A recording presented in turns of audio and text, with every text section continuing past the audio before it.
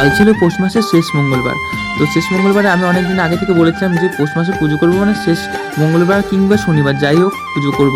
তো 7 ভাই কালী তলায় পুজো করার প্ল্যান ছিল, কিন্তু আমার দিদিরা যদি যেত তাহলে যেতাম, তো সেভাবে প্ল্যানটা হয়নি। তো ভাবলাম যে কারাপত মন্দিরে পুজো দেওয়া যাক। তো আসার সময় যে সন্দেশ নিয়ে এসেছি, প্রিপারেশন নিয়ে এসেছি, বাড়ি থেকে না খেয়ে এসেছি যে পুজো দেবো। তো এই জায়গায় এসে দেখছি এখন পুজো হচ্ছে। আজ ছিল মন্দিরের কীর্তনের শেষ দিন।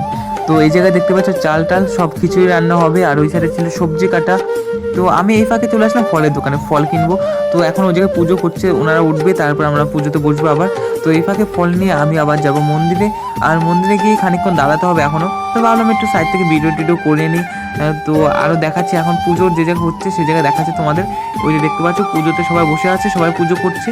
তো আমি একটু জুম করে দেখাচ্ছি, তো দেখতে পাচ্ছ তোমরা সবাই। আর আমি এখন সাইডের মন্দিরের এই সাইড থেকে তোমাদের ঠাকুরটা দেখাবো, আর ওই পাশটাও যাবো, আর যে জায়গায় কীর্তন হচ্ছে সেই জায়গাটাও তোমাদের দেখাবো আমি। তো এই জায়গায় হচ্ছে কীর্তন, এখন সকাল টাইমটা একটু ফাঁকা ফাঁকা আছে। চলো আবার পুজোর ওই জায়গায় যাওয়া যাক। তো পুজোর ওই জায়গায় ফাইনালি চলে আসলাম। ওনাদের পুজো প্রায় শেষ মুহূর্তে আছে। তো আমরা এরপর আবার পুজোতে বসবো। তার আগে বললাম একটু বাইরের সাইড থেকে তোমাদের ঘুরিয়ে আনি।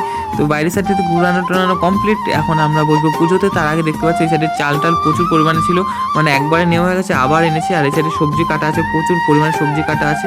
আর খিচুড়ি রান্না হচ্ছে ঠিক ওই জায়গাটায় খিচুড়ি রান্না হচ্ছে। এখন আমরা পুজো করতে বসবো।